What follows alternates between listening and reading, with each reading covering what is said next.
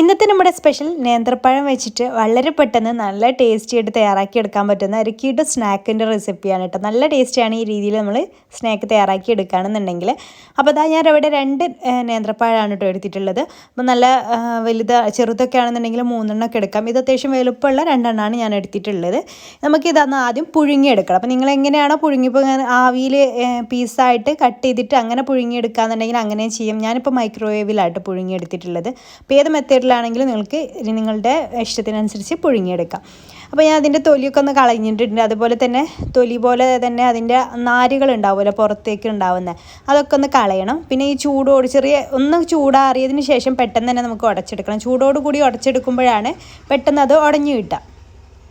അപ്പോൾ ആദ്യം പുറത്തുള്ള നാരുകളൊക്കെ ഒന്ന് കളയുന്നുണ്ട്. പിന്നെ അതുപോലെ തന്നെ അതിൻ്റെ ഉള്ളിലുള്ള കറുത്ത അരികളുണ്ടല്ലോ അതും നമുക്ക് കളയണം കേട്ടോ.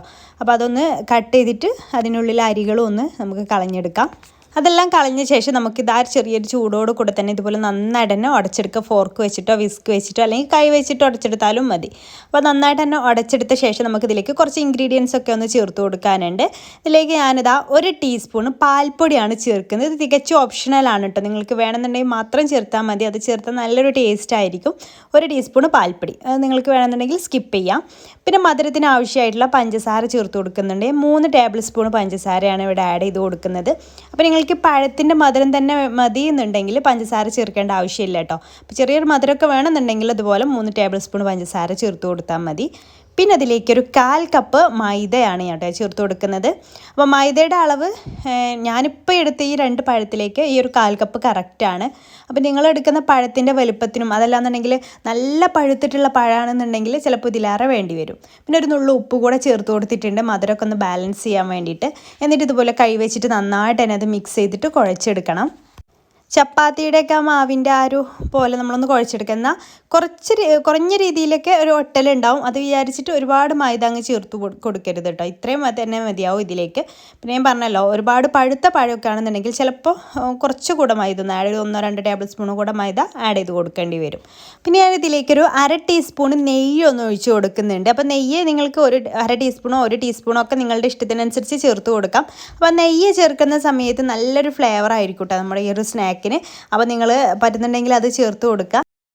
പിന്നെ ഞാനിത് അതിലേക്ക് അതൊന്ന് കടിക്കാനൊക്കെ വേണ്ടിയിട്ട് ഞാനിവിടെ തേങ്ങ ചിരവിയത് ഒരു 3 ടേബിൾ സ്പൂൺ ചേർത്ത് കൊടുക്കുന്നുണ്ട്. 3-4 ഒക്കെ നിങ്ങളുടെ ഇഷ്ടത്തിനനുസരിച്ച് ചേർത്ത് കൊടുക്കാം. പിന്നെ നട്ട്സൊക്കെ വേണമെന്നുണ്ടെങ്കിൽ നട്ട്സൊക്കെ ചെറുതായിട്ട് കട്ട് ചെയ്തിട്ട് അതൊക്കെ ചേർത്ത് കൊടുക്കാം. നമ്മൾ ഉന്നക്കായൊക്കെ ഉണ്ടാക്കുമ്പോൾ ഇതൊക്കെ നെയ്യിൽ വഴറ്റിയിട്ടൊക്കെ ഉണ്ടാക്കുക. അപ്പോൾ അതിൻ്റെ ഒന്നും ആവശ്യമില്ല. ഇതുപോലെ ചെയ്തെടുത്താൽ തന്നെ നമുക്ക് നല്ല ടേസ്റ്റി ആയിട്ടുള്ളൊരു സ്നാക്കായിട്ട് കിട്ടും. അപ്പോൾ ആ ഒരു തേങ്ങ കൂടെ എല്ലാം നന്നായിട്ട് എല്ലാ ഭാഗത്തേക്കും എത്തുന്ന രീതിയിൽ നന്നായിട്ടൊന്ന് കുഴച്ചെടുക്കുക. എന്നിട്ട് നമുക്ക് ഇഷ്ടമുള്ള ഷേപ്പിൽ അങ്ങ് ആക്കിയിട്ട് ഫ്രൈ ചെയ്തെടുക്കുക. അത്രയേ ഉള്ളൂ. അപ്പോൾ ഞാനിപ്പോൾ ഇത് മുഴുവനായിട്ട് കുഴച്ചെടുത്തിട്ട് ഇപ്പം ഏത് ഷേപ്പിലിപ്പോൾ റൗണ്ടിൽ വേണമെങ്കിൽ റൗണ്ടിൽ അല്ലെങ്കിൽ നമ്മുടെ ഫിംഗർ ഷേപ്പിൽ വേണമെങ്കിൽ അങ്ങനെ ചെയ്യാം. അപ്പോൾ ഏത് ഷേപ്പിലാണ് ഞാനിപ്പോൾ ഒരു കുഞ്ഞു ഉന്നക്കായുടെ ഷേപ്പിലാട്ടോ ചെയ്തെടുക്കുന്നത്. അപ്പോൾ അതൊന്ന് നമുക്ക് ഷേപ്പാക്കി എടുക്കാം. അപ്പോൾ അതേ ഞാനിതുപോലെ കുഞ്ഞു ഉന്നക്കായുടെ ഷേപ്പിലാണ് ഇതാക്കിയെടുത്തത്. ചെറിയൊരു ബോൾ അതിൽ നിന്ന് എടുത്തിട്ട് ഈ ഒരു ഷേപ്പിലാക്കി എടുക്കാൻ ചെയ്യുന്നത്. ഒരുപാട് വലിയ സൈസിലുള്ളതാക്കേണ്ട. കാരണം നമ്മൾ മൈദയൊക്കെ ചേർത്തുകൊണ്ട് ഉൾഭാഗം കുക്കായി വരണ്ടേ. അപ്പോൾ നമ്മൾ ഉൾഭാഗം കുക്കായി വരുമ്പോഴേക്ക് പുറത്ത് കരിഞ്ഞു പോകും. അപ്പോൾ അതുകൊണ്ട് തന്നെ ചെറിയ ചെറിയ സൈസിലാക്കി എടുക്കുകയാണ്. കഴിക്കാനും ടേസ്റ്റ് കാണാനും ഭംഗി അത് തന്നെയായിരിക്കും. അപ്പോൾ ഇതുപോലെ ബാക്കിയുള്ള എല്ലാം ചെയ്തെടുത്തിട്ടുണ്ട്. അപ്പോൾ ടോട്ടലി ഈ ഒരു അളവ് വെച്ചിട്ട് ഈ ഒരു ചെറിയ സൈസിലുള്ള ഷേപ്പാക്കിയിട്ട് എനിക്ക് 23 എണ്ണമാണ് ഉണ്ടാക്കിയെടുക്കാൻ പറ്റിയിട്ടുള്ളത്. എന്നിട്ട് ഓയിൽ നന്നായിട്ട് ചൂടായ ശേഷം നമുക്കിത് ഓരോന്നായിട്ട് അതിലേക്ക് ഇട്ട് കൊടുക്കാം. ഞാൻ ഇപ്പോൾ 2 ബാച്ചായിട്ടാണ് കേട്ടോ ഇത് ഫ്രൈ ചെയ്തെടുക്കുന്നത്. ഇതുപോലത്തെ പാൻ ആയതുകൊണ്ട് തന്നെ അതുപോലെ ചെറിയ സൈസും ആയതുകൊണ്ട് തന്നെ നമുക്ക് ഒരുമിച്ച് ഒരുപാട് ഫ്രൈ ചെയ്തെടുക്കാനായിട്ട് പറ്റും. അപ്പം ഇട്ട് കൊടുക്കുന്ന സമയത്ത് നല്ല ചൂടുണ്ടായിക്കോട്ടെ. പിന്നെ ഒരു മീഡിയം ഫ്ലെയിമിലേക്ക് മാറ്റിയിട്ട് വേണം ഫ്രൈ ചെയ്തെടുക്കാൻ വേണ്ടിയിട്ട്. നല്ല ഹൈ ഫ്ലെയിമിൽ ഇട്ടാൽ പെട്ടെന്ന് തന്നെ പുറം ഭാഗമൊക്കെ ബ്രൗൺ കളർ ആവുകയും ചെയ്യും. എന്നാൽ ഉൾഭാഗം കുക്കായി വരില്ല. അപ്പോൾ അത് ശ്രദ്ധിക്കുക. എന്നിട്ട് തിരിച്ചും മറിച്ചൊക്കെ ഇട്ടിട്ട് എല്ലാ ഭാഗവും ബ്രൗൺ കളർ ആവുന്ന വരെ നമുക്കിത് ഫ്രൈ ചെയ്തെടുക്കാം കേട്ടോ. പിന്നെ ഈ ഒരു സ്നാക്കിനുള്ള ഒരു പ്രത്യേകത എന്താണെന്ന് വെച്ചാൽ ഇതിന് ഒരുപാട് ഓയിൽ കുടിക്കില്ല കേട്ടോ. അതാണ് ഇതിൻ്റെ ഒരു പ്രത്യേകത എന്ന് പറയുന്നത്. ഞാനിപ്പോൾ ഇതുപോലെ ഒരു പേപ്പറിലേക്ക് മാറ്റുന്നുണ്ട്.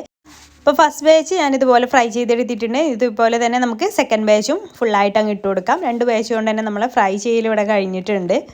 അപ്പോൾ ഇതും അതുപോലെ തന്നെ ചെയ്തെടുക്കാം. അപ്പോൾ ഞാൻ ഇവിടെ എല്ലാം ഒന്ന് ഫ്രൈ ചെയ്തെടുത്തിട്ടുണ്ട്. ഞാനത് കാണിച്ചു തരാം. ഇത് കാണുമ്പോൾ തന്നെ നിങ്ങൾക്ക് മനസ്സിലാവും ഒരുപാട് ഓയിലൊന്നും കുടിക്കാത്ത നല്ലൊരു പലഹാരമാണ്. ഞാനത് കട്ട് ചെയ്തിട്ട് കൂടെ കാണിച്ചു തരാം കേട്ടോ. നല്ല സോഫ്റ്റ് ആയിട്ടുള്ളൊരു റെസിപ്പിയാണ്. അപ്പം ഉന്നക്കായ ഉണ്ടാക്കുന്ന അത്ര ഇങ്ങനെ പണിയൊന്നും ഇല്ല അത് ഉണ്ടാക്കിയെടുക്കാൻ വേണ്ടിയിട്ട്. നല്ല ചൂടാണ് കേട്ടോ. അപ്പോൾ ആ ചൂടോട് കൂടെ തന്നെയാണ് കട്ട് ചെയ്തെടുത്തിട്ടുള്ളത്. അപ്പോൾ കഴിക്കാനും നല്ല ടേസ്റ്റാണ്. കുട്ടികൾ സ്കൂളിൽ വിട്ട് വരുന്ന സമയത്തൊക്കെ ഉണ്ടാക്കി കൊടുക്കാൻ പറ്റുന്ന നല്ലൊരു സ്നാക്കാണ്. നിങ്ങൾക്ക് ഇഷ്ടമായി എന്ന് വിചാരിക്കുന്നു. ഇഷ്ടമായാൽ ലൈക്ക് ചെയ്യാൻ മറക്കരുത്. അതുപോലെ ചാനൽ സബ്സ്ക്രൈബ് ചെയ്യാതെ കാണുന്നവരുണ്ടെങ്കിൽ പ്ലീസ് ഒന്ന് സബ്സ്ക്രൈബ് കൂടി ചെയ്തിട്ട് സപ്പോർട്ട് ചെയ്യുക. അതുപോലെ നമ്മുടെ വീഡിയോസ് FBയിലാണ് കാണണമെങ്കിൽ പേജ് ഫോളോ ചെയ്യാനും മറക്കരുത്. അപ്പോൾ ഇൻഷാല്ലാ പുതിയൊരു നല്ല റെസിപ്പി ആയിട്ട് നമുക്ക് അടുത്തൊരു ദിവസം കാണാം. അതുവരേക്കും ബൈ. താങ്ക്